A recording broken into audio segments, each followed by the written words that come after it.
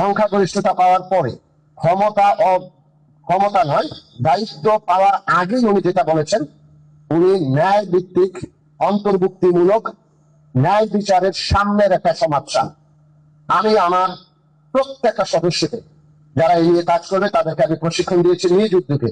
এই হচ্ছে মাননীয় প্রধানমন্ত্রীর কমিটমেন্ট। আমাদের সামনের চলার গাইডলাইন ন্যায় বিচার, সাম্য, অন্তর্ভুক্তিমূলক সমাজ। এখানে বিএনপির নেতা কর্মীরা কমিটমেন্ট করে গেলেন যে ওনারা থানার কোনো কাজে অবৈধ তদবির করবেন না। আমি আমার জায়গা থেকে বলছি, আমি তো নই, আমার কোনো সহকর্মী থানার কোনো কাজে অবৈধ তদবির শুনবেন না।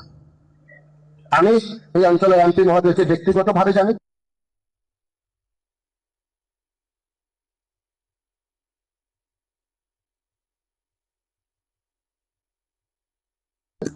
এমন কিছু বলেননি যেটা কোনোভাবেই এটা বেআইনি হবে। ওনার সাথে আমার একাধিকবার কথা হয়। আমি ওনাকে যেহেতু চিনি, আমি ধরে নেই যে ওনার অনুসারীর স্বার্থ, ওনার দলের অনুসারী, তারাও সেই আদর্শে বিশ্বাসী। কোনোভাবেই আপনারা থানায় তদবির করবেন না। সেই তদবিরটা করলে আপনারা হয়তো আমাদের জায়গাতে সম্মানের জায়গাটুকু হারাবেন। থানার প্রতি কমিটমেন্ট, আমার নির্দেশনা থাকবে অফিসার ইনচার্জ যারা আছেন, অবশ্যই আমরা তাদের সাথে কাজ মিলিয়ে কাজ করব সরকারের এজেন্ডা বাস্তবায়নের জন্য, বাট অবৈধ কোনো তদবির শোনার জন্য নয়। এই প্রোগ্রামের প্রেক্ষাপটটা যদি বলি, 5ই অগস্ট আমাদেরকে অনেক কিছু শিক্ষা দিয়েছে। পুলিশ বাহিনীকে যেটা শিক্ষা দিয়েছে সেটা হচ্ছে পুলিশের যে ক্ষমতা সেটা জনগণের আমানত। জনগণ যেই দিন মনে করবে যে এই আমানত আমাদের উপর দেওয়ার আর প্রয়োজন নেই, সেই দিন আমার কোনো ক্ষমতা থাকবে না। অন্যদিকে জনগণও এটা বুঝেছে একটা দেশের স্থিতিশীলতার জন্য, উন্নয়নের দিকে ধাবিত হওয়ার জন্য আইন শৃঙ্খলা রক্ষাকারী বাহিনী কতটুকু। আপনারা আইন শৃঙ্খলা রক্ষাকারী বাহিনীকে আপনাদের জায়গা থেকে নিজেদের মনে করবেন, তাদেরকে সাহস দিবেন, কাজ করার অনুপ্রেরণা দেবেন। মাদকের অভিযান অত সহজ নয়। এই কলাপাড়াতেই আমার সহকর্মীরা আঘাতপ্রাপ্ত হয়েছে মাদকের ডিলারদের মাধ্যমে। ফলে আপনাদের মাধ্যমে যদি তারা প্রশংসিত না হয়, সাপোর্ট না হয়, না পায়, তাহলে এই অভিযানগুলো করা খুবই কঠিন। আমরা আপনাদের কাছ থেকে সেই প্রত্যাশা করব। যেহেতু সরকারের কমিটমেন্ট মাদকের বিরুদ্ধে, আমি এই জেলায় গত 2 মাসে নির্বাচিত সরকারের অধীনে কাজ করার, মাদকের বিরুদ্ধে মন দিয়ে কাজ করার সুযোগ পেয়েছি। এই পর্যন্ত আমরা যতজন মাদক ব্যবসায়ীকে আমরা অ্যারেস্ট করতে পেরেছি, আমরা তালিকা প্রকাশ করেছি। এখানে কোন বক্তা বলেছেন তালিকা প্রকাশ করার জন্য, আমরা ইতিমধ্যেই 22 থেকে 25 জন শীর্ষ মাদক ব্যবসায়ীর তালিকা তৈরি করেছি, যারা ঢাকা থেকে সরাসরি মাদক এই জেলায় নিয়ে আসে। এখনো পর্যন্ত আমরা আপনাদের নথিপত্রের যে সিন্ডিকেট, সেই সিন্ডিকেটের অন্ধকারে আছি। আমরা এই জায়গা থেকে আপনাদের হেল্প প্রত্যাশা করব যে আমাদেরকে এই সিন্ডিকেটটা আগে শনাক্ত করতে হবে, এই সিন্ডিকেট বন্ধ করতে হবে, না হয় এই অঞ্চলে মাদক প্রবেশ করানো বন্ধ করা খুবই কঠিন। আমরা চাবো যে 21 থেকে 25 জন আমরা শনাক্ত করেছি, তারা কোনো মতেই এই এলাকায় মাদক ব্যবসা করতে পারবে না, সেই পদক্ষেপ আমরা নেব।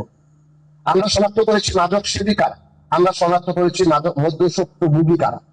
এই মাদক সেবিকদেরকে যদি আমরা রিহ্যাবিলিট করতে না পারি, সংশোধিত করতে না পারি, তাদেরকে যদি রিইনস্টিগেট করতে না পারি, পাশাপাশি আরেকজন বললেন যে যারা মাদক ব্যবসা করে তাদেরকে যদি অল্টারনেটিভ আমি কোনো পথ দেখাতে না পারি, তাহলে এই জায়গা থেকে মাদকের প্রতি আমাদের যে জিরো টলারেন্স সেটা বাধাগ্রস্ত হবে। আমি ইতিমধ্যে আইন শৃঙ্খলা কমিটির মাধ্যমে দৃষ্টি আকর্ষণ করেছি আমাদের পিটি মহোদয়। আমার হিসাব মতে গত 2 মাসে আমি যাদেরকে গ্রেফতার করেছি তার বড় একটা অংশ 3 থেকে 10 দিনের মধ্যে চলে আসছে। এমনকি অনেক বড় মাদক ব্যবসায়ী আছে যার বিরুদ্ধে 7টা সাজা হয়েছে, কিন্তু হাইকোর্ট থেকে তারা জামিন নিয়ে আবার এখন মাদক ব্যবসা করছে। আমি আইনজীবীদের দৃষ্টি আকর্ষণ করেছি যে চলেন আমরা এই জায়গা থেকে বিচার বিভাগ, প্রসিকিউশন, পুলিশ কিভাবে একভাবে কাজ করতে পারি। শুধু মুখে বললেই তো হবে না, এদেরকে তো আমাকে আগে বাড়িত করতে হবে, তারা যাতে ফ্রিলি মাদক ব্যবসা করতে না পারে।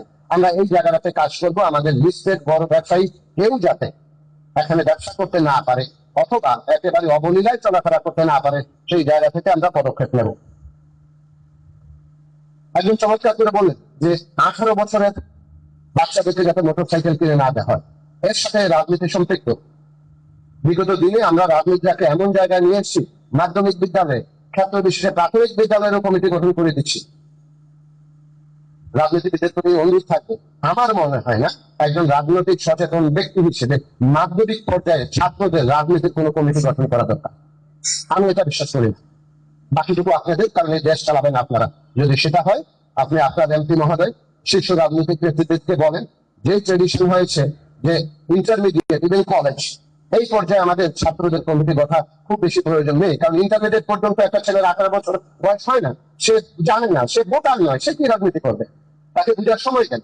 সেটা যদি হয় এই যারা 18 বছর বয়সের মধ্যে যারা রাজনীতির সম্পৃক্ত তারাই মোটরসাইকেল কিনছে, আর এই মোটরসাইকেল গুলো হচ্ছে মাদক বাহনের একটা বড় বাহন, মাদক বহনের জন্য, এবং এর মাধ্যমে অনেক ক্রাইম হয়। তো আপনারা কমিটমেন্ট করতে পারেন, আমরা সাপোর্ট দেবো এই জায়গাটাকে, যেখানে 18 বছর বয়সের পূর্বে আমরা কাউকে রাজনৈতিক কোনো পদ পদবি দেব না।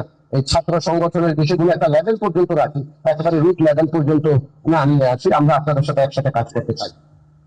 আমাদের এখানে ইমাম মুয়াজ্জিন কল্যাণ সমিতির যিনি বললেন, চমৎকার, যে হাদিস আমার জানা ছিল না, অনেক হাদিসই পড়েছে এই সংক্রান্তে, এটা আমার কাছে নতুন।